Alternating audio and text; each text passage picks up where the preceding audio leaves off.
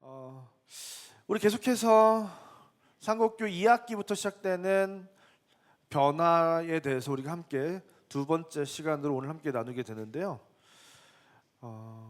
2024년 기독교 트렌드라는 책들이 등장을 하고 또 미국에서도 한국에서도 과연 2024년도에 이 교회가 직면한 상황과 우리가 어떤 변화를 가져야 되는가, 이런 책들도 또 이런 연구들도 계속해서 나오고 있습니다. 미국에서 캐리 니어프라는 사람이 2024년 교회를 뒤흔들 7가지 트렌드라는 트렌드를 발표했는데요. 첫 번째가 무엇이었냐면 안정형 교회는 이제 존재하지 않는다는 거예요. 한번 표를 보시면 잘 보세요. 그 사진 말고요. 안정형 교회. 네, 맞습니다. 감사합니다. 그래서 가운데 저 회색이 안정형 교회의 퍼센테지인데, 지금 현존하는 교회들은 급속도로 성장하거나 급속도로 쇠락하거나 둘 중에 하나라는 거예요. 안정을 유지하는 교회는 점점 사라져가고 있고, 이 교회는 성장하거나 후퇴하거나 둘 중에 하나밖에 없다는 거예요. 그러니까 우리 교회는 이제 사라지는 교회가 될 것이냐 아니면 성장하는 교회가 될 것이냐, 둘 중에 하나의 기로에 서 있다는 것입니다. 두 번째, 밀레니얼, 이 M세대가 교회의 이제 핵심 세대다라고 이야기를 하더라고요. 이 M세대의 최고 연령이 지금 44살입니다. 근데 이 M세대들의 특징이 무엇이냐면 교회에 참여를 안 한대요. 봉사도 안 하고 헌금도 안 하고 그냥 예배만 왔다 갔다 하는 세대가 이 M세대인데, 반면에 이 M세대의 특징은 무엇이냐면 그들에게 어떤 가치가 생기고 의미가 부여되면 이들은 자기의 전 삶을 올인하는 형태의 삶의 형태를 가지고 있다는 거예요. 그래서 이들에게 어떻게 하면 하나님의 나라의 복음과 그 가치를 자기 인생에서 최우선하는 가치로 심어줄 수 있을 것인가, 이것이 교회에서 굉장히 중요한 지금 트렌드 중에 하나이고, 세 번째로는 이제는 Z세대의 입맛을 우리가 맞추지 않으면 절대로 교회는 성장할 수 없다, 이것입니다. 그래서 지금 Z세대의 최고 연령이 28세라고 하는데요. 그러니까 우리가 봤을 때는 되게 애들 같고 뭐 별로 그렇게 중요하지 않는 존재들 같지만, 얘네들은 이미 성인이고 교회 안에서 이들의 위치가 결국 교회의 미래를 결정하는 굉장히 중요한 연령대가 돼버렸다는 거예요.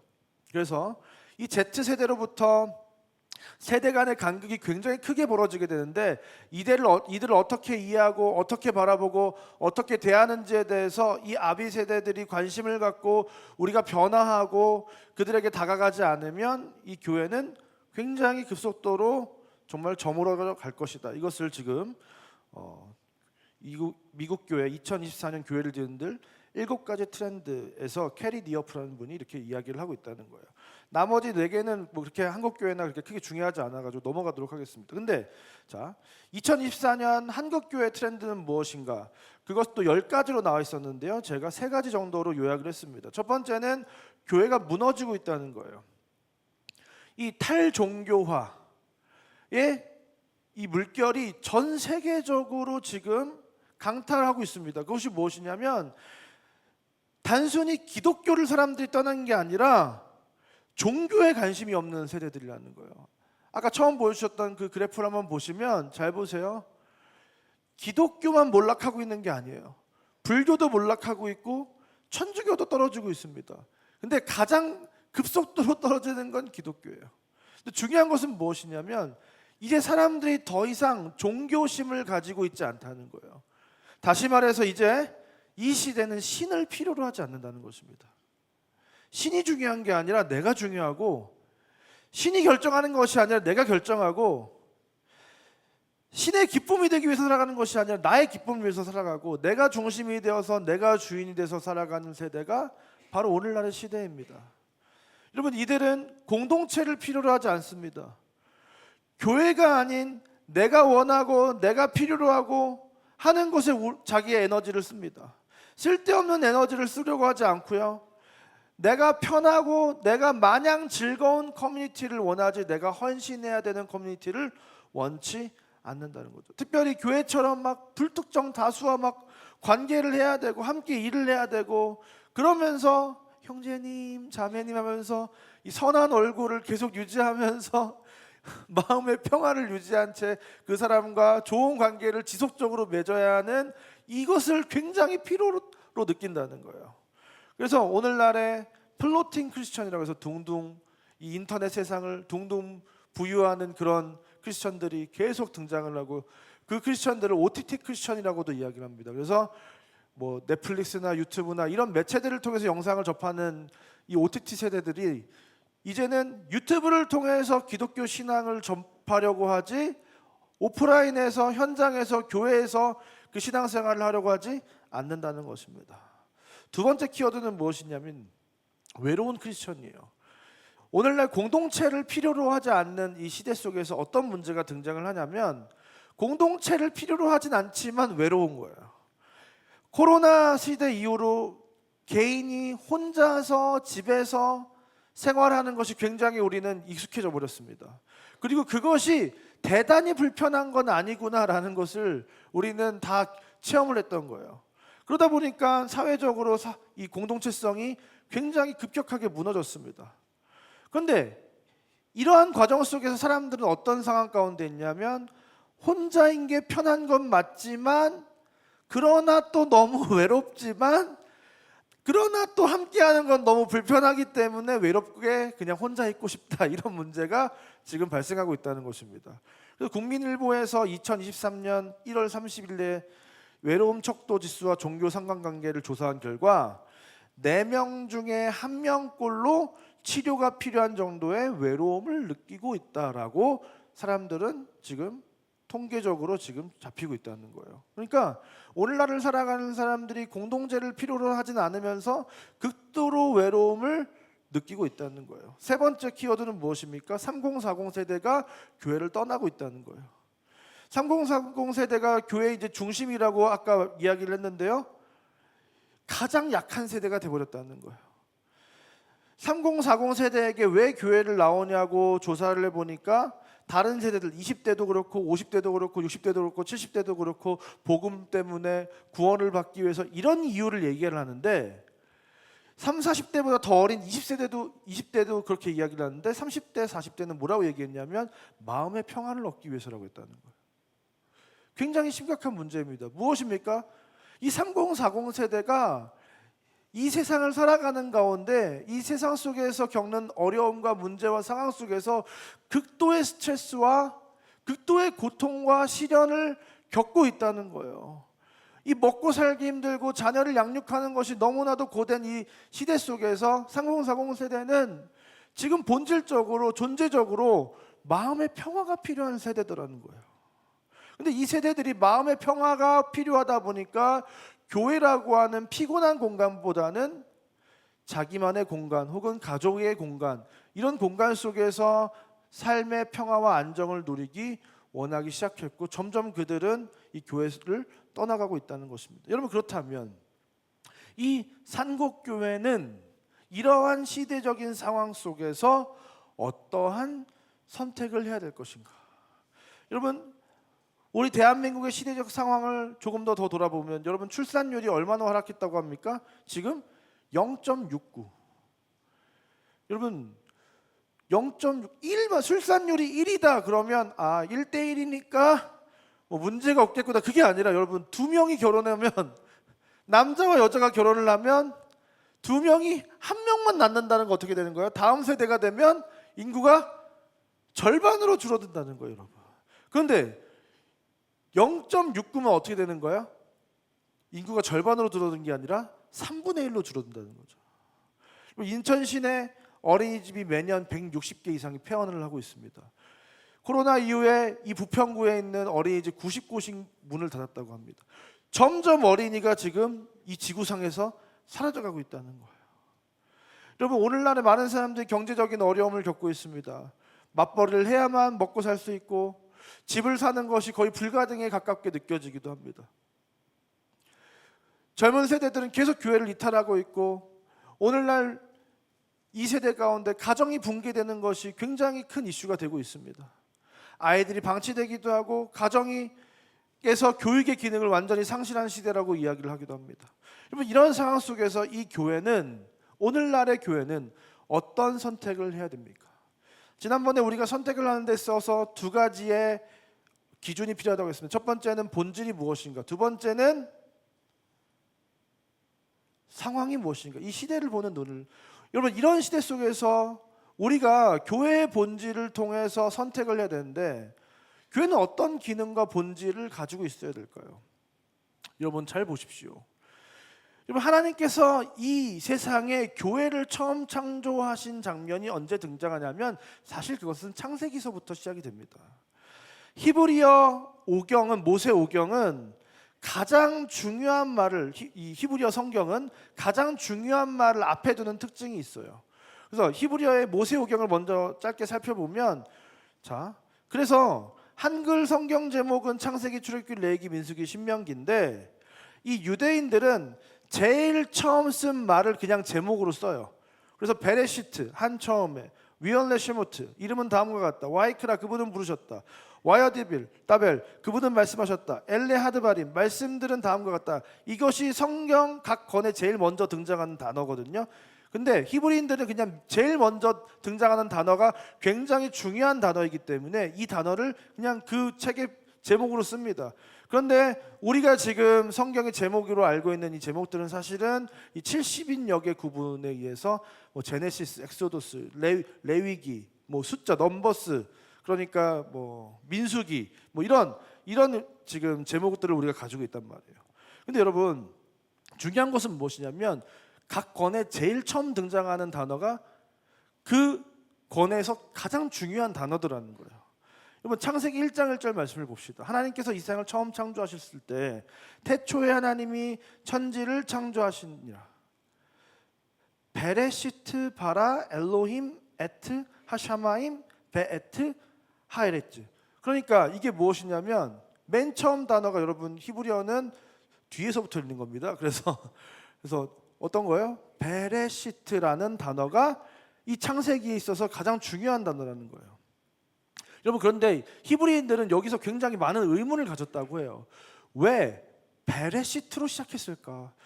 창세기에 있어서 왜 가장 중요한 단어가 베레시트일까? 왜냐하면 히브리인들의 사고 속에서는 가장 좋은 알파벳은 알렙이라고 하는, 영어로 따지면 A, 제일 먼저 시작하는 이 A라는 단어, 알렙이라는 단어가 중요한데 왜 베트라고 하는 B, 두 번째 단어가 제일 먼저 쓰였을까? 히브리인들은 굉장히 이걸 고민을 많이 한다고 해요. 그런데 왜 그러냐면 이 A에 해당하는 알렙은 하나님을 상징하거든요. 근데 두 번째 단어인 이 베트는 집을 상징하는 거예요. 그래서 우리가 예를 들어서 베들레헴이다 그러면 베틀레헴, 빵집, 집이라는 뜻을 가지고 있거든요. 벳엘, 하나님의 집 해서 베트는 집이고, 엘이라고 하는 이 엘도 이제 알렙이 들어가는데 그러면 하나님을 뜻하는 거예요. 여러분, 그래서 중요한 건 무엇이냐면 베레시트로 이 창세기가 시작되었다는 것은 이 베레시트라는 단어가 굉장히 중요하다는 겁니다. 여러분, 창조에 있어서 굉장히 중요한 키워드는 베레시트, 처음에 베트인 이 집이라는 거예요. 창세기 2장 8절 말씀을 보니까 여호와 하나님이 동방의 에덴의 동산을 창설하시고 지으신 사람을 거기 두시니라. 에덴의 동편에 동산을 창설하셨다는 것은 제가 여러 번 말씀드렸지만 무엇입니까? 고대 근동의 문화 속에서 동쪽에 있는 높은 곳은 신전을 상징하는 것, 다시 말해서 신이 거하는 곳을 상징하는 거예요. 여러분, 이 에덴 동산은 하나님의 처음 창조는 하나님이 인간과 함께 살아가는 집을 만드신 거예요. 거기에 하나님도 계시고 아담을 두셔서 함께 그 집에서 살기 원하셨다는 거죠. 그래서 이 에덴은 최초의 성전이고 최초의 하나님 아버지의 집인 것입니다. 여러분, 그런데 하나님께서는 창조를 결국 하나님과 인간이 함께 살 집을 지으셨다는 것인데, 베트는 집인데 그렇다면 베레시트에서 이 레시트는 무엇인가? 여러분, 성경에서 이 레시트를 사용하는 용례들이 있습니다. 고린도전서 15장에 잠자던 자들의 첫 열매다. 내가 시초의 종말을 알리며 알파와 오메가고 처음과 나중이다 할 때 이 레시트의 용례들이 계속 성경 속에서 등장을 하는데요. 이 레시트의 용례는 오직 누구를 가르치는지 아십니까? 오직 예수 그리스도만을 가리키고 있습니다. 그러니까 이 베레시트는 집과 처음 그 자체이신, 처음을 상징하시는 예수 그리스도가 짬뽕 시켜놓은 단어예요, 사실은. 그래서 이 베레시트는 집 안에 예수님이 거하시는 모양 자체가 베레시트라는 거예요. 그러니까 온 세상의 창조라는 것은 무엇이냐? 베레시트라는 거예요. 말씀이신 빛이신 예수님이 거하시는 집으로 온 세상이 창조됐다는 겁니다. 여러분, 요한복음 1장 9절부터 10절은 이렇게 이야기하겠습니다. 참빛 곧 세상에 와서 각 사람에게 비추는 빛이 있었나니 그가 세상에 계셨으며 세상은 그로 말미암아 지은 바 되었으되 세상이 그를 알지 못하였고. 여러분, 빛이 세상을 창조했다고 요한복음 이야기합니다. 근데 그 빛은 누구시라고요? 예수님이라고 이야기합니다. 요한복음 1장 1절부터 3절에서는 말씀이 세상을 창조했다고 이야기합니다. 그분이 누구시라고요? 예수님이라고 이야기합니다. 결국 예수님은 빛이시고 말씀이시고 창조주라는 거예요. 그래서 우리가 하나님께서 무엇으로 세상을 창조하셨냐고 할 때 빛으로 세상을 창조하셨고 말씀으로 세상을 창조하셨다고 얘기하는 거예요. 그러니까 그 창조의 주체는 누구십니까? 바로 예수 그리스도셨다는 거예요. 여러분, 그래서 창세기 1장에 땅이 혼돈한 그때, 하나님께서 이 세상을 처음 창조하셨을 때, 그때 무엇을 명령하셨을 때 거기에 좋았더라가 형성이 됩니까? 빛이 있으라. 하나님께서 집을 만들어 놓으신 거예요. 그것은 굉장히 공허했어요. 아무것도 없는 텅 빈 공간이었어요. 근데 그 안에 빛이신 예수 그리스도가 들어갔을 때 그곳은 하나님이 보시기에 좋았더라의 첫째 날이 되는 것입니다. 그러면 결국 이 창조는 하나님께서 만드신 그 집에 그 빛이신 예수님이 들어가신 그 모양, 그것이 바로 창조의 본질이었고 그 창조의 모양이었다는 거예요. 그런데 여러분, 이 창조의 모양은 사실 어떤 것을 모방한 것입니다. 그것이 무엇입니까? 바로 계시록 21장 23절에 등장하는 새 예루살렘 성입니다. 21장 23절을 보니까 그 성은 해나 달의 비침이 쓸데없으니 이는 하나님의 영광이 비치고 어린 양이 그 등불이 되심이라. 여러분, 어린 양이 그 성전의 빛이 되셔서 그 빛이신 예수님이 가득한 집의 형태가 종말의 궁극적인 성전인 새 예루살렘 성이라는 거예요.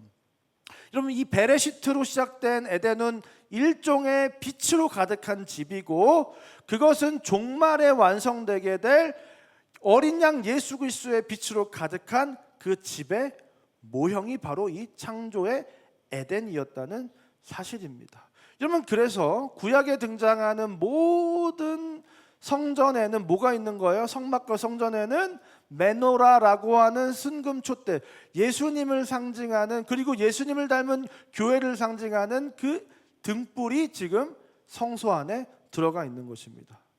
그래서 그 성막 안에 빛이 있는 형태가 바로 이 성막이에요. 여러분, 지성소로 들어가면 뭐가 있어요? 모세가 시내산에서 받아온 두 돌판이 있는 것, 말씀이신 예수 그리스도가 들어가 있는 것이, 그 집안에 말씀이신 예수가 있는 형태, 그것이 바로 성전이에요. 여러분, 신약의 성전은 뭐라고 해요? 신약에 오니까 예수님이 자기도 성전이라고 하고, 고린도전서를 보니까 우리 성도 개개인도 성전이라고 하는 거예요. 그럼 누가 성전인 걸까요? 성전이 두 개가 있는 걸까요? 여러 개가 있는 걸까요? 아니에요. 여러분, 집은 어떤 공간입니까? 부부가 한 몸을 이루어 함께 사는 곳이 집이에요. 창세기 2장 24절에 남자와 여자가 합하여 둘이 한 몸이 되라고 했어요. 부모의 집을 떠나서 새로운 집이 형성이 되는데 두 사람이 한 몸을 이뤄서 하나가 돼서 그 집 안에 들어가서 살게 되는 것이 바로 이 집이라는 거예요. 여러분, 1 더하기 1은 2가 돼야 되는데 다시 하나가 돼서 1이 되는 게 집의 본질이라는 겁니다. 여러분, 베트는 집이라는 뜻도 가지고 있지만 그 히브리어 알파벳은 다 숫자가 있거든요. 베트는 두 번째 글자이기 때문에 2라는 뜻도 가지고 있어요. 그러니까 이 둘이 한 집에서 사는 그 모양 자체가 베트가 가지고 있는 의미라는 거예요. 여러분, 이 성전이라는 게 그런 곳입니다. 둘이 하나가 돼서 한 몸을 이뤄서 한 집 안에서 살게 되는 것, 그것이 진짜 성전이라는 거예요. 예수님이 내 안에, 내가 예수님 안에 거하는 그 하나됨을 가지고 있는 그 예수님과 내가 뒤엉켜 있는 그 상태가, 하나를 이룬 상태가 사실은 성전이라는 것입니다. 그래서 예수님도 성전이고 나도 성전인 거예요. 이것은 예수님 성전이 따로 있고 내 성전이 따로 있는 게 아니라 우리 둘이 하나가 된 것, 그것 자체가 성전이 되는 것입니다. 그래서 이 최종적 성전인 종말의 성전에서는 뭐라고 하는 거예요? 계시록 21장 22절에 성 안에서 내가 성전을 보지 못하였으니 이는 주 곧 전능하신 이와 및 어린 양이 그 성전이심이라. 무엇입니까? 여러분, 성전, 이 땅에 거하는 존재하는 성전이라고 하는 것은 하나님이 특별히 이 땅에 거하실 수 있도록 하는 구별된 장소로서, 임시 처소로서의 성전입니다. 그런데 천국은 하나님이 구별될 필요가 없이 하나님으로 충만한 공간이에요. 그러니까 그 아버지의 집인 그 새 예루살렘 성 충만하게 있는 것이 바로 하나님이십니다. 그러니까 성전이라고 하는 구별된 공간이 필요가 없는 겁니다. 거기에 우리가 그 삼위 하나님과 우리가 한 몸을 이루어서 연합하여 살아가게 되는 것, 그것 자체가 성전이라는 거예요. 다시 말해서 지난주에 우리가 함께 이야기했던 것처럼 하나님과 가족이 되어서 한 가족이 되는 것, 그것이 진짜 성전의 모형이라는 겁니다. 여러분, 성도들과의 연합도 마찬가지예요. 요한복음 17장에서 예수님께서 정말로 이 세상을 떠나기 전에 마지막으로 간곡하게 하나님께 기도하실 때 뭐를 당부하시고 간절히 기도하시는 거예요? 아버지의 이름으로 그들을 보존하, 성도들을 보존하서 우리와 같이 그들도 하나가 되게 하옵소서. 하나님이 하나이신 것처럼 우리도 이 땅에서 하나님의 모양인 하나가 되는 모습을 갖기를 원하셨다는 거예요. 여러분, 우리 마운틴 앤 밸리 상곡 우리 시편 133편 올해 표어 말씀이 무엇입니까? 보라, 형제가 연합하여 동거함이 어찌 그리 선하고 아름다운고. 형제가 연합하여 동거하고 있는 그 모양 자체는 천국에서 삼위 하나님이 연합하고 계신 그 모양 자체의 모형인 거예요. 그리고 우리가 궁극적으로 하나님과 연합하게 될 것을, 그렇게 연합하게 될 것을 우리가 이 세상 가운데 시각적으로 보여주는 것이 바로 이 교회의 성도의 하나됨입니다. 여러분, 그러니까 어렵게 생각하지 마시고 이것만 기억하시면 됩니다. 성전은 무엇이다? 그냥 집이다. 아버지 하나님과 우리가 함께 거하는, 하나 되어 한 몸 되어 함께 거하는 집이 바로 성전이라는 거예요. 그래서 그 집에서는 뭘 해야 되는 거예요? 아버지를 모시고 온 가족이 사랑을 나누면서 아버지로부터 아버지의 마음과 뜻과 계획과 아버지의 하시는 일과 능력과 지혜를 배워가면서 그 아버지를 닮아가는 곳이 바로 성전, 집이라는 것입니다. 하나님 아버지의 집이 성전이다. 여러분, 그래서 더 중요한 것, 오늘 제가 말씀드리고 싶은 것은 무엇이냐면 가정이 바로 그 성전의 가장 디테일한 모형이라는 거예요. 하나님 아버지를 대신하는 존재인 아버지가 있고, 돕는 배필인 성령님의 역할을 하는 어머니가 있고, 하나님의 아들 예수님을 나타내는 자녀된 아이들이 있는 곳, 그곳이 바로 우리의 가정이다. 여러분, 이 가정에서 결국 있어야 되는 것은 무엇입니까? 그것은 아버지 하나님을 사랑으로 예배하고 하나님을 배워가며 닮아가는 곳이어야 한다는 거예요. 그래서 이 가정에서는 반드시 있어야 되는 것이 무엇입니까? 빛, 말씀. 집안에는 뭐가 있어야 되는 거예요? 빛이 있어야 되고 말씀이 있어야 되는 거예요. 다시 말해서 빛 대신 예수 그리스도의 말씀이 이 가정 가운데 있어야 한다는 것을 우리는 이 집의 원형을 통해서 발견하게 되는 것입니다. 이 가정 안에서 말씀이 가르쳐지고 말씀이 선포되지 않으면 그 가정은 제대로 된 기능을 하지 못하는 것이에요. 여러분, 하나님께서 아브라함을 부르셨습니다. 아브라함을 부르시는 그 부르심은 무엇이었습니까? 열국의 아비가 되는 것, 많은 무리들의 아버지가 되는 것이었습니다. 여러분, 이것은 그냥 아빠가 되는 거, 그냥 자연스럽게 되는 거 아니야? 그것이 아니라 이것은 아브라함의 부르심이었다는 거예요. 여러분, 근데 그것이 어떤 부르심입니까? 열국의 아비가 된다고 할 때 이 아비인 히브리어는 아브예요. 아브. 그러니까 이 아브는 무엇이냐면 아까 우리가 배웠던 두 가지 알파벳만 알고 있으면 돼요. 알렙과 베트가 합쳐진 단어가 아브예요. 다시 말해서 알렙은 뭘 뜻한다고 했습니까? 하나님. 베트는 뭘 뜻한다고 했어요? 집이에요. 여러분, 아브, 아버지로 부르심을 받았다는 건 뭐예요? 집에서 하나님이라는 거예요. 집에서 하나님을 대신하는 역할을 해야 되는 존재가 바로 이 아브인 아버지라는 겁니다. 그러면 이제 우리 남성 성도님들 얼마나 좋으세요? 내가 하늘이야! 어디 감히, 이런 마음을 우리가 가질 수도 있는데요, 여러분.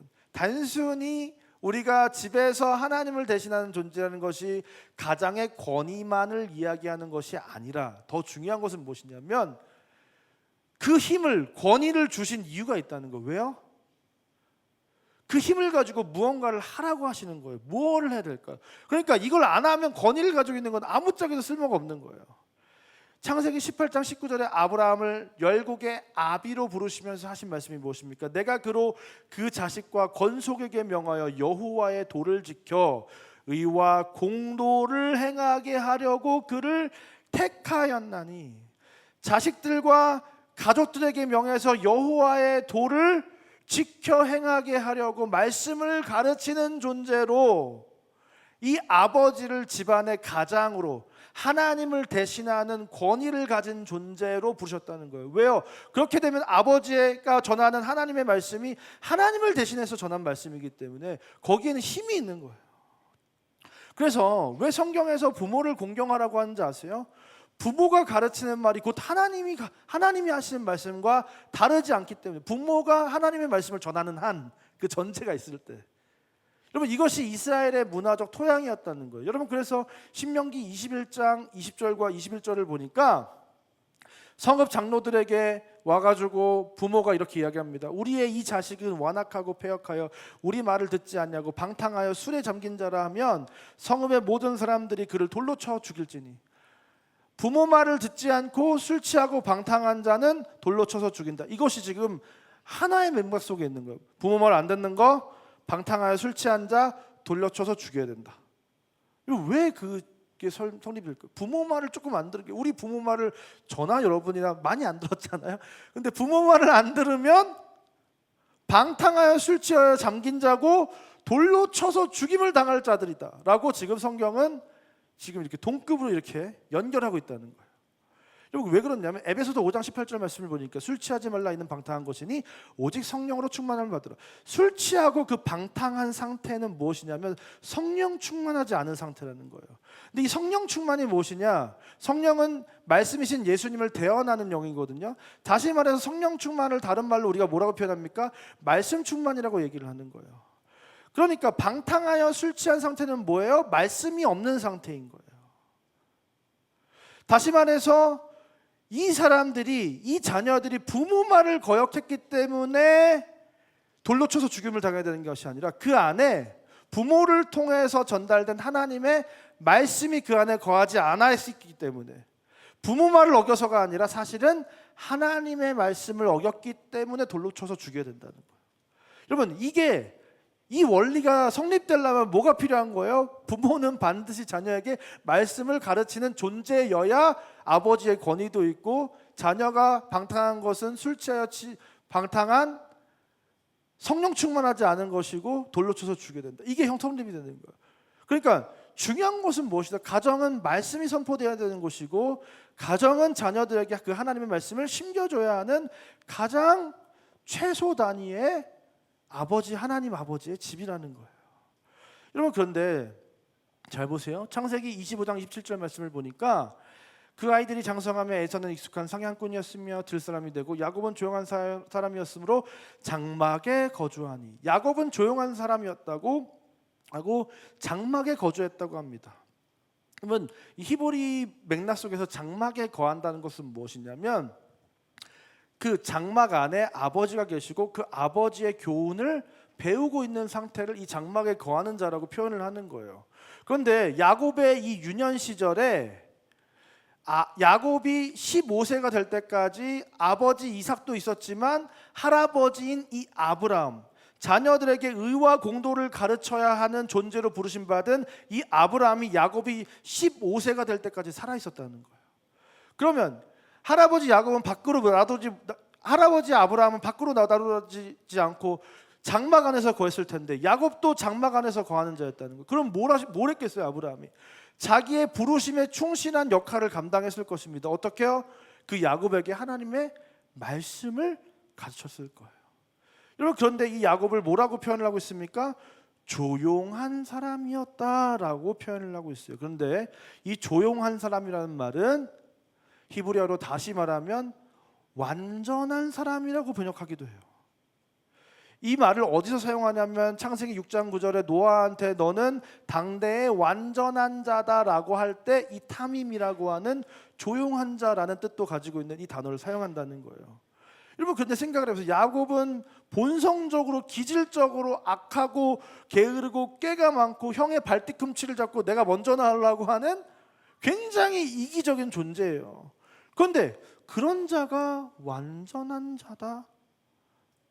완전한 자가 될 수 있을까?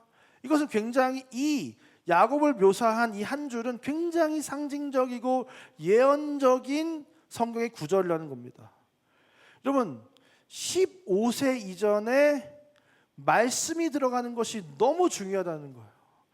여러분, 지금 선교학계에서 예전에는 14, 10창 북이 10도와 40도 사이에 있는 나라들이 다 미전도 종족이니까 이들을 전도하면 이 세상이 완전히 끝이 올 것이다 이렇게 생각을 했는데 선교하셨다들이 마음을 바꿨다는 거. 어떻게 선교 전략을 바꿨어요?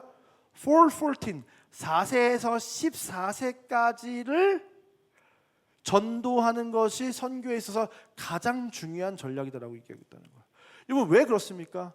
그 15세 이전까지 그 인생 가운데 선포된 그 말씀은 그 인생의 그 마음의 신비에 심겨져서 어느 순간 그 심겨진 말씀이 그 인생의 어떤 순간에 굉장히 큰 열매로 작용하게 된다는 거예요. 여러분, 야곱이 인생에 정말 내가 인생이 끝났구나 생각하는 그 순간 야곱은 무엇을 찾는 거예요? 지금까지 자기 인생이 자기 꾀로 자기 노력으로 살려고 했던 사람이었지만 그 순간이 있을 때 결국 기억나는 건 뭐예요? 그 15세 이전에 할아버지 아브라함으로부터 심겨졌던 누구요? 하나님이 기억하게 되는 겁니다. 그래서 그 야복강 나루에서 그 하나님과 씨름을 하면서 하나님과 더불어 이긴 자라고 하는 이스라엘이라고 하는 하나님께서 세우시는 그 나라의 이름이 되는 그 이름을 야곱이라고 하는 그 사기꾼이라는 이름에서 이스라엘이라는 이름으로 그 인생이 완전히 변화하게 되었다는 거예요. 결국 중요한 것은 무엇이냐면 이 가정은 하나님 나라 그 성전의 가장 작은 축소판이고 그 가정에서 아버지는 하나님을 대신하여 그 하나님의 나라와 그 하나님의 나라의 문화와 가치와 질서와 법도를 가르쳐야 하는 존재라는 것입니다. 그것이 이 세상에 아버지가 존재하는 이유. 여기 계신 모든 아버지들, 내가 존재하는 이유는 자식에게 성경을 가르치기 위해서 내가 존재하고 있다는 사실을 기억해야 된다는 거예요. 단순히 내가 밖에 나가서 일을 해서 돈을 벌어서 가족을 부양하는 것, 그것만큼 어쩌면 그것보다 더 중요한 나의 부르심은 가정 안에서 말씀을 자녀에게 가르치는 것이다.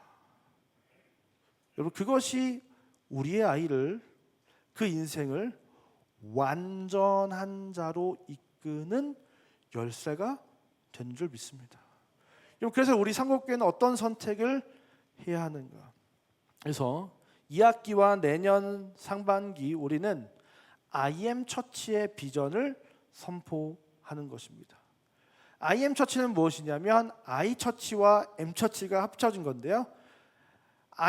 I처치가 있고 M처치는 이제 미셔널 처치인데 이거는 내년 초에 하도록 하겠습니다. 근데 먼저 2학기에 우리는 I처치로의 전환을 선행하는 것입니다. I처치는 무엇이냐면 여러분 아브라함이 이삭과 야곱에게 말씀을 가르쳤던 것처럼 우리는 아브라함, 이삭, 야곱으로 연결되는 3대가 하나 되어 신앙의 유산을 다음 세대 자녀 세대에게 물려주는 공동체로서의 대대적인 전환을 이제 시작할 예정입니다. 여러분 우리가 믿음의 유산을 자녀들에게 물려주기 위해서는 뭐가 필요한 거예요? 우리가 믿음이 있어야 돼요. 우리가 믿음이. 그게 제일 중요한 거예요.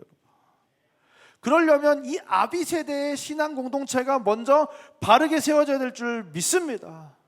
그래서 우리가 공동체성을 회복하고 그 안에서 하나님의 말씀을 가지고 우리 공동체가 더욱더 하나 되기 원한다. 그것을 위해서 우리가 지난주에 말씀드렸던 이 공동체성, 예배적인 이 공동체적인 예배를 드리는 교회로의 전환을 시작을 하는 것입니다. 그래서 신혼부부로부터 이 소망 교구에 이르기까지 아베 세대들이 먼저 하나로 똘똘 뭉쳐서 그 안에 사랑이 있고 말씀이 있어서 우리 안에 하나님을 사랑하고 경외하고 그 하나님께 순종하고 믿음으로 반응하는 그 아름다운 문화가 이 아비 세대들 가운데 형성이 되면 그 문화적인 토양 안에서 자라나게 되는 아이들은 자연스럽게 그 신앙을 대물림할 수 있는 줄 믿습니다. 여러분 그래서 우리는 우리 산곡에 지나가는 아이들을 어떻게 바라봐야 됩니까? 지난주에 말씀드렸던 것처럼 내가 낳은 자처럼 여길 줄 알아야 될 줄 믿습니다. 쟤는 왜 저래? 인사도 안 하고 말이야. 그럼 어떻게 됩니까? 우리가 먼저 찾아가서 예수님도 성육신 하셨잖아요. 야 하늘로 올라와봐. 왜 못 올라와? 이렇게 하셔서 예수님이 아니잖아요. 하늘에서 우리를 만나기 위해서 찾아오시고 안녕 샬롬 해주셨잖아요. 우리가 그런 존재가 될 줄 믿습니다. 여러분 특별히 일부에 나오신 우리 어르신들 우리 일부에 많으시잖아요. 우리는 도대체 뭘 해야 되는데 이렇게 생각하실 수 있어요. 자, 이 소망교구 어르신들 이번 2학기에 우리 아이들과 다 1대1로 기도 멘토를 만들어 드릴 거예요. 그러면 여러분들이 그 아이의 기도 제목과 꿈과 그 가정의 환경과 이 모든 것들을 그 기도 제목을 보시고 매일매일 그 아이들을 위해서 기도할 때 그 기도가 이 아이들의 인생을 변화시킬 줄 믿습니다. 기도가 가장 큰 선물이에요. 다음 세대들에게. 기도는 반드시 쌓이는 줄 믿습니다. 여러분 그 다음에 우리가 이제 다음 주부터 시행하는 것은 왜 예배 시간을 바꾸느냐? 세대통합 예배를 드리기 위해서인데요. 2부 예배는 이제 세대통합 예배로 드리게 됩니다. 우리 한번 당진 동일교회 영상을 잠깐 한번 볼까요?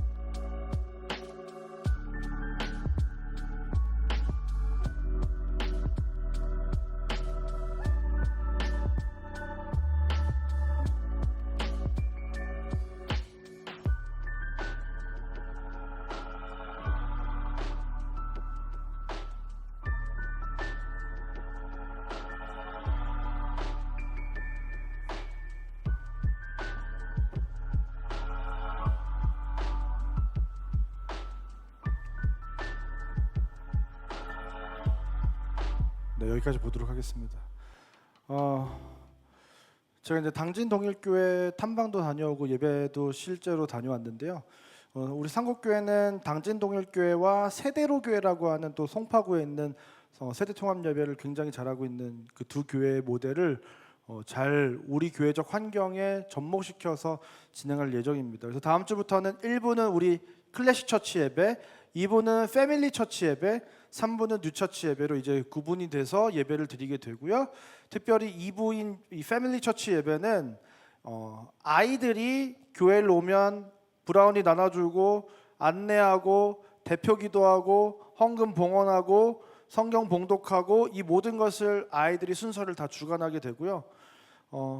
우리 교회는 예배 끝까지 다 있는 것은 아니고 어린이 말씀을 황기혁 전도사님이 선포해 주시면 아이들이 이 가운데 길로 퇴장을 하게 됩니다. 그때 이 어른들의 축하와 환대와 또 축복 속에 아이들이 저기 교육관으로 가서 이제 어와나 활동을 하게 됩니다. 그리고 청소년 같은 경우에도 한 달에 한 번 2부 예배를 주관하게 될 예정입니다. 여러분, 결국 우리 상곡교회는 이렇게 3대가 하나 되는 교회가 돼야 될 줄 믿습니다. 그러면서 신앙의 유산을 전수하는 이 가정을 세우는 이 교회가 돼야 된다고 저는 생각을 하고 있는데요. 그래서 이제 부모가 세워지고 가정이 세워지려면 어떻게 해야 될까? 지금 굉장히 연구를 많이 하고 있는데 여러 가지를 고려하고 있습니다. 뭐 아버지 학교나 어머니 학교, 뭐 부부 학교, 뭐 마더 아이즈, 나로 학교도 있어요. 나로 학교가 뭔지 아시나요? 여러분 특별히 일부 예배 성도님들 귀 기울여 들으십시오. 나로 학교는 나오미와 로이스 학교. 그래서 시어머니와 장모가 어떻게 돼야 되는, 좋은 장모는 어떻게 돼야 되고 좋은 시어머니는 어떻게 돼야 되는지를 배우는 학교가 나로 학교인데요. 제가 이제 옛날에 대구에 있을 때 이거를 이제 우리 교육부에서 실시를 했는데 담당하신 전도사님이 하시는 말씀이 목사님 들어야 될 사람은 안 오고 잘하는 분만 와요. 그래요. 여러분, 들으시는 분은 잘하시는 분이고 이거 만약에 했는데 안 오시는 분들은 못 하시는 분으로 제가 간주하도록 하겠습니다. 그래서 우리 나로 학교 다 이렇게 미리 들으시면 감사하겠고요. 또 이제 연령별 자녀 부모 교육 체계를 이제 수립할 것입니다. 이제 세대로 교육 모델을 저희가 많이 모방을 하고 배우고 와서 임신을 했을 때 자녀와 부모에게 어떤 교육적인 것을 제공해야 되는지, 출산 첫돌 유아 세례할 때, 유치원 갈 때, 초등학교 입학했을 때, 초등학교 저학년일 때, 고학년일 때, 사춘기가 됐을 때, 세례 입교를 받을 때, 대학 생활을 준비할 때, 성년이 됐을 때, 또 사회생활을 할 때 이 체계적인 이 교육적인 이 계획을 가지고 우리 부모 교육과 자녀 교육을 실시할 예정입니다. 여러분들 잘 준비가 될 수 있도록 기도 많이 해주시고요. 다음 주부터는 아까 말씀드린 대로 어하나 프로그램을 시행하게 됩니다. 이 어하나 프로그램은 말씀을 암송하고 하나님을 사랑하고 경외하는 어떤 그 질서를 배우는 굉장히 탁월한 프로그램인데요. 그래서 어하나를 따로 운영을 했다가 초등부 전체 아이들이 그 하나님의 말씀을 묵상하고 암송하는 이 어하나 체계 속에서 자라나게 하는 것이 훨씬 더 아이들에게 도움이 되겠다고 생각을 해서 이 어하나를 초등부로 확대해서 시행하게 됩니다. 초등부 부모님들 오늘 꼭 설명회에 참석해 주시면 감사하겠고요. 그래서 우리가 어떻게 해서든 아버지가 가정에서 그 말씀을 전하는 그 기능을 감당해 주길 원하는 마음에 열심히 1분 가정 예배를 여러분들에게 전송해 주고 있는 거예요. 1분이라도 아이들에게 말씀을 함께 나누는 아버지가 되어 달라는 것입니다. 여러분들 이런 부분들을 앞으로 계속 진행해 나갈 때 여러분들도 적극적으로 참여해 주시면 감사하겠고요. 더 중요한 건 마지막, 마을을 형성하라는 것입니다. 오늘날의 현실 참 이 부모로서 살아간다는 게 참 쉽지 않은 것 같아요. 물론 이전 세대의 부모님들은 더 큰 고통을 겪었겠지만 이 교회가 부모와 가정을 세우는 이 일을 굉장히 충실하게 이행을 하겠지만 문제는 무엇이냐면 여러 가지 예외적이고 현실적인 문제들이 있다라는 거예요. 맞벌이의 문제, 또 한 부모만 신앙생활을 하는 경우, 아니고 부모님은 교회 안 나오고 자녀들만 교회를 나오는 경우, 여러 가지 가정의 어려움들, 이런 현실적인 어려움들로 인해서 가정에서 자녀를 신앙으로 교육하기가 어려운 환경들이 오늘날에는 굉장히 많이 있더라는 거예요. 그렇다면 교회는 무엇을 해 주어야 할까? 하나님께서 저에게 주신 마음은 교회는 큰 집이 되어 줘야 되겠다. 큰 가족,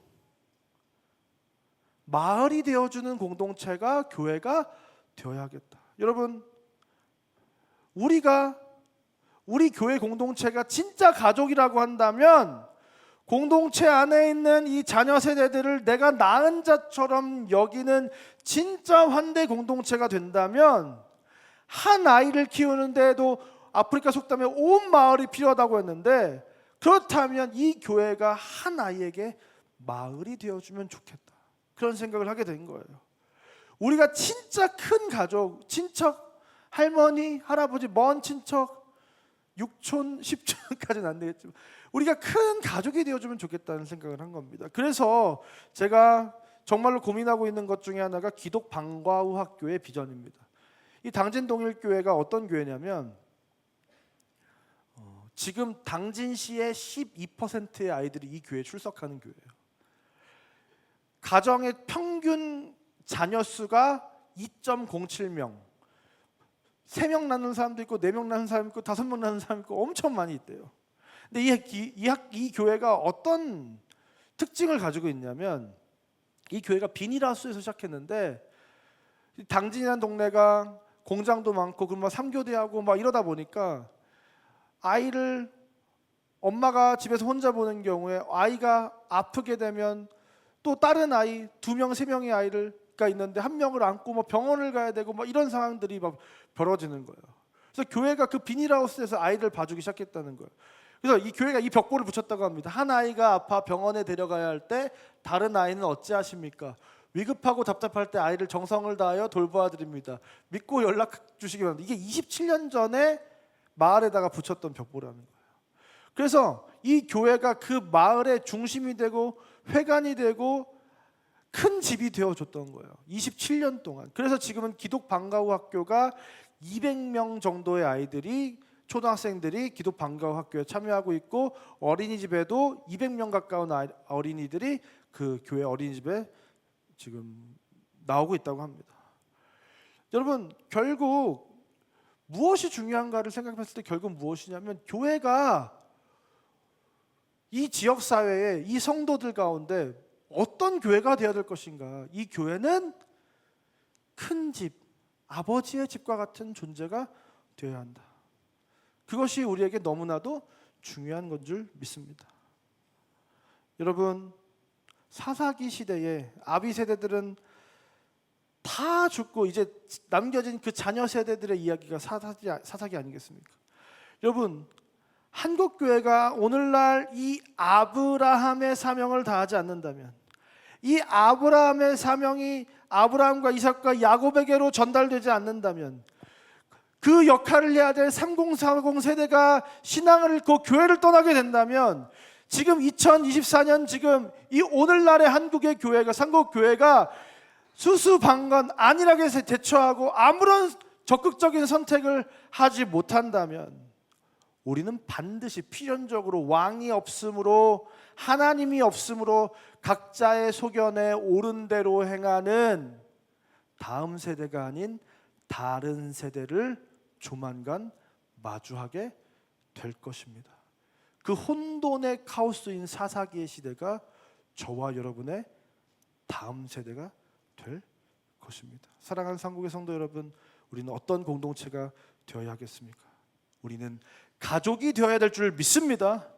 우리는 상국의 이 대가족의 아비 세대로서 우리 자녀 세대들에게 말씀이신 예수 그리스도를 심어줌으로써 신앙을 그들의 유산으로 물려줘야 할 부르심과 책임이 있는 존재들인 줄 믿습니다.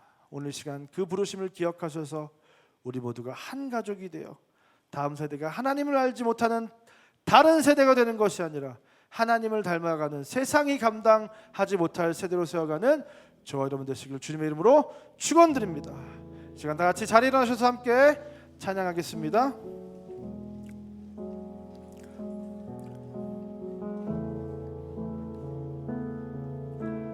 이 세상을 살아가는 동안에 의지할 수 없으니 기도하고 낙심하지 말 것을 주께서 참 소망이 되심이라. 주의 길을 걸어가는 동안에 세상의 것 의지할 수 없으니 감사하고 낙심하지 말 것은 주께서 참 기쁨이 되심이라. 하나님의 꿈이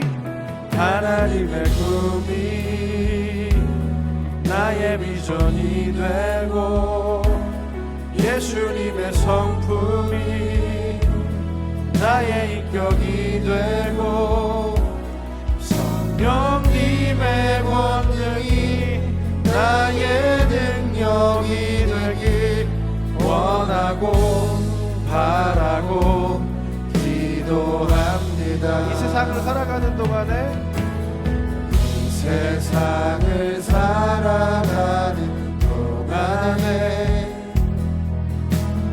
나의 힘을 의지할 수 없으니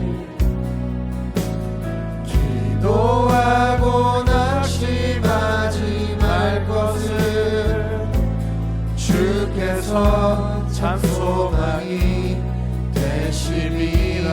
하나님의 꿈이 나의 비전이 되고 예수님의 성품이 나의 인격이 되고 성령님의 권능이 나의 능력이 되길 원하고 바라고 기도합니다. 하나님의 꿈이 나의 비전이 되고 예수님의 성품이 나의 인격이 되고 성령님의 권능이 나의 능력이 되길 원하고 바라고 기도합니다. 킹이루크고르가 이렇게 이야기를 했습니다. 오늘날 복음이 필요한 곳은 기독교 세계 밖이 아니라 오늘날 이 기독교의 복음은 기독교 세계 안에 다시 선포되어야 된다고 얘기했습니다. 여러분, 사실 이 순간 복음이 가장 필요한 것은 이 교회인 줄 믿습니다. 무엇보다 이 교회 안에 가장 이 복음이 필요한 존재들은 우리의 자녀 세대들인 줄 믿습니다. 그들에게 예수 그리스도의 복음이 필요한 줄 믿습니다. 이 시간 한번 기도할 때, 주님, 우리 아비 세대가 먼저 그 하나님의 꿈이 나의 꿈이 되고 예수님의 성품을 내가 담아내고 성령의 능력으로 불타오르는 인생이 되게 하셔서 우리의 자녀 세대가 우리의 그 믿음을 본받아 예수 그리스도를 바라보게 되는 우리 믿음의 세대가 되게 달라고, 무엇보다 우리 상국의 자녀 세대들을 기억하셔서 이 다음 세대들이 이 어린 날에 주님을 만나 인생의 주인이 바뀌고 참 소망을 가진 인생들로 거듭나게 해달라고 시간 다 같이 주님의 부르고 기도하며 나가도록 하겠습니다. 주여, 하나님 감사합니다. 우리의 모든 이 상국의 다음 세대들 기억하여 주시옵소서. 이 상국의 다음 세대들 가운데에 하나님의 은혜를 부어주시옵소서. 하나님, 이 점으로 가는 이 한국교회 가운데에 하나님, 우리는 눈물로 씨앗을 심게 하여 주시옵소서. 하나님, 이 아비 세대가 먼저 하나님을 향한 절대 의존의 신앙과 그 하나님을 향한 믿음을 가지고 하나님 일으켜 세워주셔서 우리를 붙들어주셔서 이 아비 세대가 굳건히 서서 서로 사랑하고 그 하나님을 신뢰하고 하나님을 사랑하고 경외하는 그 하나님을 예배하는 하나님 믿음으로 만들어가는 하나님 아비 세대가 되게 하셔서 그 신앙의 무다가 기도와 신앙과 그 문화의 우리 기도로 토양 양육할 안에 수 있는 우리가 자라나게 될 수 되는 있도록 우리 다음 하나님 세대들이 도와주시옵소서. 자연스럽게 하나님께서 역사해 하나님 주시옵소서. 그 자양분을 먹고 하나님을 사랑하는 세대로 하나님을 기억하는 세대로 들어갈 수 있도록 오 하나님 역사하시고 인도하여 주시옵소서. 이 다음 세대들의 인생 가운데에 하나님의 을 부어주시옵소서. 오늘도 예배하는 그들의 심령 가운데에 주여 예수 그리스도의 복음을 주시고 그 십자가의 사랑을 전해주시고 하나님 그들을 얼마나 존귀하게 여기시는지 고민롭게 여기시는지 주님께서 그들의 인생을 강권하여 주셔서 그들의 인생이 예수 그리스도로 말미암아 참된 인생 되게 하여 주시옵소서. 하나님의 꿈이 나의 비전이 되고 예수님의 성품이 나의 인격이 되고 성령님의 권능이 나의 능력이 되길 원하고 바라고 기도합니다. 아멘. 그 자리에 앉으시면서 이렇게 인사했으면 좋겠습니다. 우리에겐 부르심이 있습니다. 그것은 다음 세대를 세우는 것입니다. 아멘. 그 믿음의 보혈을 가지고 하나님께 준비한 예물을 봉헌하는 시간 갖도록 하겠습니다.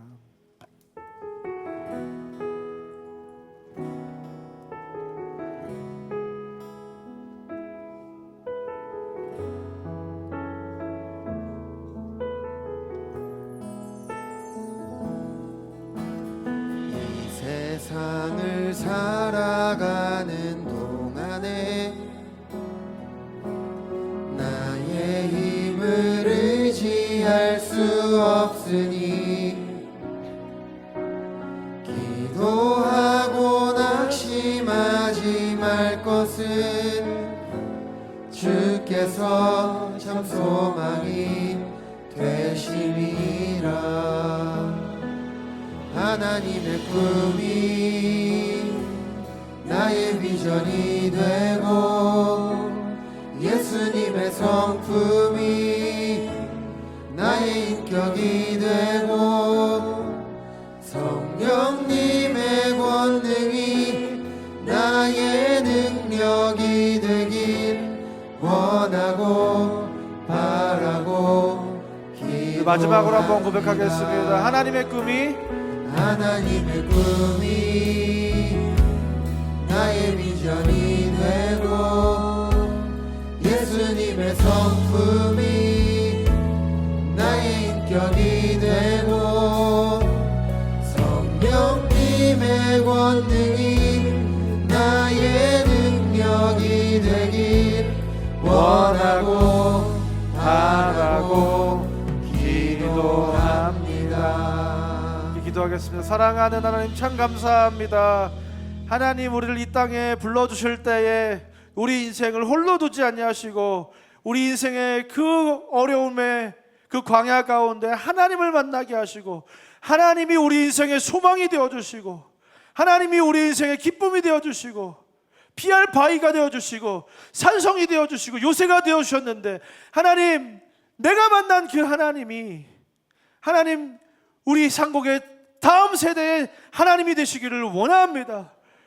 더욱더 흉흉해지고 악해져가는 이 패악한 이 세대 가운데 이 시대 가운데에 하나님 이들의 인생이 이 세상의 교훈과 풍조에 요동하여 밀려 하나님 휩쓸려가는 인생들이 아니라 이 세속의 거센 물결을 역류하는 다니엘과 같은 신앙인들로 이들이 하나님 자라나기 원합니다. 하나님 이를 위해서 우리가 무엇보다 기도하는 자가 되게 하여 주시옵소서. 이 다음 세대를 위하여 하나님 우리가 많은 걸 할 수 없지만 하나님 그러나 우리가 기도할 수 있는 줄 믿습니다. 이 세대가 하나님을 믿는 세대 하나님을 사랑하는 세대 그 하나님의 나라를 최우선으로 여기는 세대가 될 수 있도록 하나님 우리가 믿음으로 기도로 협력하는 자를 되게 하여 주시옵소서. 하나님 무엇보다 우리가 하나님 이 아비 세대가 먼저 믿음 위에 굳게 서게 하여 주시옵소서. 하나님 그들이 우리의 신앙을 보고 하나님이 살아계심을 알게 하는 하나님 믿음의 세대가 되게 하여 주시옵소서. 우리가 서로 사랑하는 것을 보고 하나님은 정말 사랑이 많으시다는 것을 알게 하는 우리 세대가 되게 하여 주시옵소서. 다음 세대에게 우리가 정말로 사랑을 무한하게 흘러보내므로 예수님이 이렇게 나를 사랑하시는구나 깨닫는 하나님 우리 세대가 되게 하여 주시옵소서.